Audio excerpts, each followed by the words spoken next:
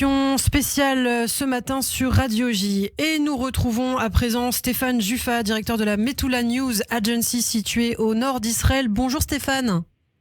Ilana, bonjour. Eva, bonjour et bonjour aux auditeurs de Radio J. Merci Stéphane d'être avec nous ce matin. Alors évidemment, Israël qui se réveille dans l'horreur. Chaque jour, on a l'impression qu'on va découvrir quelque chose de pire encore que la veille. Et donc là, on l'apprenait, ces bébés, ces enfants, ces femmes, ces hommes qui ont été décapités. Ils ont même décapité des animaux en arrivant dans les kibboutz, les terroristes du Hamas. Chaque jour, ça va être un petit peu pire, Stéphane. Absolument.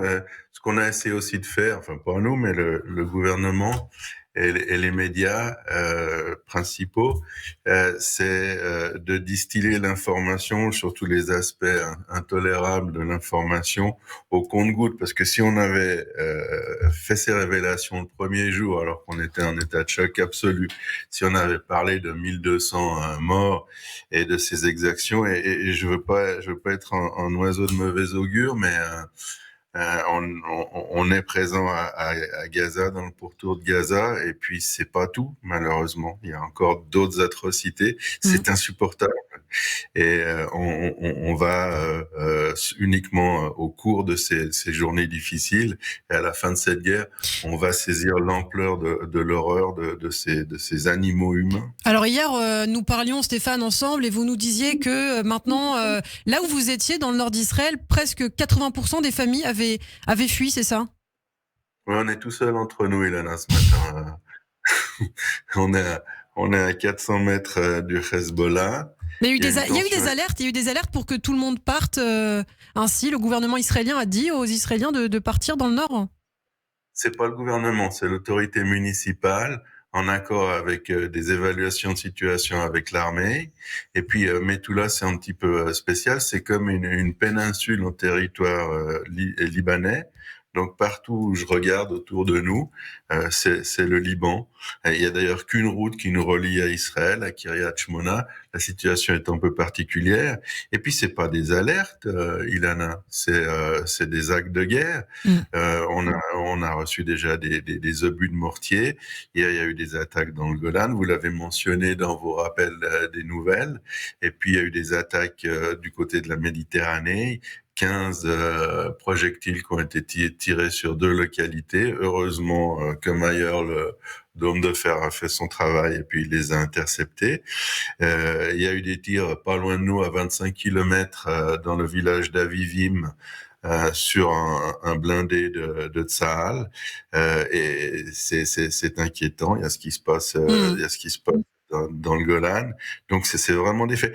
Pour le moment, dans le Nord, on a une guerre à petit feu, mais on sent très bien les potentiels des deux côtés, et on sait très bien qu'en l'espace de quelques secondes, tout peut s'incendier, et on peut se retrouver dans une guerre qui serait plus extrême que ce qu'on a connu pendant ces 5 derniers jours à Gaza. Le Hezbollah, Ilana, est 5 à 7 fois mieux armés et plus nombreux. Alors justement, ça c'est intéressant aussi, peut-être de comprendre quelles sont les capacités militaires aujourd'hui du Hamas, du Hezbollah, quelle est la taille de leur arsenal militaire, si je puis dire. Alors, le Hamas de moins en moins, c'est-à-dire que le Hamas attaque le centre du pays, le pourtour de Gaza, mais on voit très nettement depuis 24 heures cette nuit, les salves de roquettes sont moins fournies qu'avant. C'est quelques dizaines de roquettes. Avant, c'était quelques milliers de roquettes. Depuis 5 jours, on peut comptabiliser à peu près 5500 projectiles qui ont été tirés de Gaza. Au début de la confrontation, le Hamas avait entre 20 et 30 000 miliciens terroristes. Et ce qui est intéressant, ce dont on parle pas beaucoup, c'est qu'ils ont lancé sur Israël le premier jour l'élite de leurs troupes, mais ils ont perdu, et ils sont en train de perdre des combattants par milliers. On n'en parle pas parce que c'est pas ce qui nous intéresse. Hier on apprenait que 1500 corps de terroristes du Hamas avaient été retrouvés un petit peu partout dans le sud d'Israël, c'est ça ? Exactement, c'est-à-dire que ceux qui sont entrés à 6h30 samedi, à 95%, ils sont pas revenus. Ça, c'est 1500 terroristes. Ensuite, ceux qui ont essayé d'entrer plus tard aux abords de la barrière de sécurité, il n'y en a pas un qui a passé, il n'y en a pas un qui est revenu à Gaza. C'est encore 1500 terroristes. Et puis dans les frappes qu'on a depuis, c'est des frappes qu'on n'a encore jamais vues à Gaza dans leur intensité. Il y a des quartiers qui sont des quartiers, je précise, où se terrent les terroristes du Hamas. On continue, contrairement à ce qui a été dit sur certaines chaînes françaises, on continue à agir avec énormément de parcimonie. Les morts, les victimes civiles sont très peu nombreuses et on les regrette, mais elles sont très peu nombreuses. Et puis il y a une information qui est très intéressante, si vous permettez. C'est une initiative américaine qui consisterait, avec l'aide de plusieurs autres pays, à établir des camps de l'autre côté de la frontière égyptienne, en Égypte, avec des tentes, avec tout ce qu'il faut pour accueillir la population. Et puis, avant l'intervention terrestre israélienne, on procéderait à un exode volontaire temporaire des civils innocents de Gaza vers ce camp, donc en Égypte, protégés de nos tirs, ce qui nous permettrait de sauver des vies humaines et en même temps d'atteindre notre but. Et notre but, il faut l'énoncer clairement, notre but, c'est d'annihiler le Hamas et de libérer les otages. Quand on est en campagne, pour pouvoir arriver à ces fins, il faut énoncer, il faut dire ce qu'on veut. Et ce qu'on veut, et ce qu'on obtiendra, c'est l'éradication du Hamas et la libération des otages, Ilana.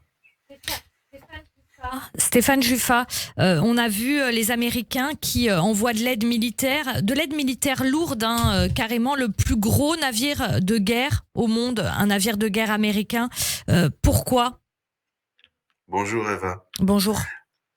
Le Gerald Ford, c'est le plus récent des porte-avions américains. Il y en a un autre, d'après nos informations, qui est en route. Ils viennent dans le bassin est de la Méditerranée, c'est-à-dire entre Chypre, le Liban et Israël.